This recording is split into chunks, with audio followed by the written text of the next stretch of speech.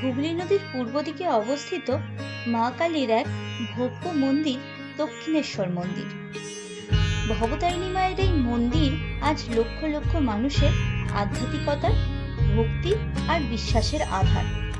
প্রতিদিন অগণিত মানুষ এখানে আসেন তাদের মনস্কামনা পূরণের জন্য।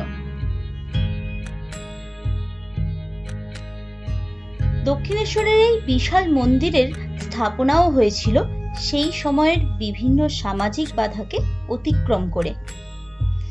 1855 সালে লোকমাতা রানী রাসমণির স্বপ্নাদেশ পেয়ে হুগলি নদীর তীরে এই মন্দির নির্মাণ করেন।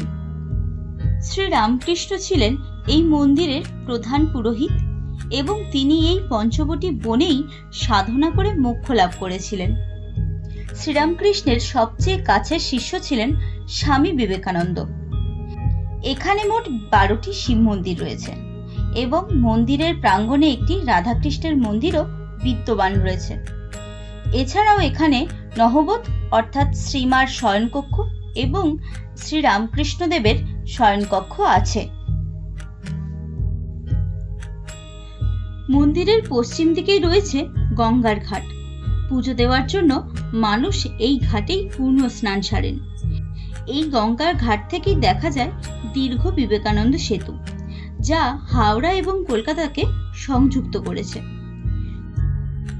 পূজা সামগ্রী কেনার জন্য রয়েছে ডালা আর্কেড। এখান থেকেই পুজোর জন্য প্রয়োজনীয় সামগ্রী কিনতে পাওয়া যায়। কালীমার যে মূর্তি এখানে পূজিত হন তা হলো জগদীশ্বরী, যিনি বিশ্বব্যাপী মা ভবতারিণী নামে পরিচিত।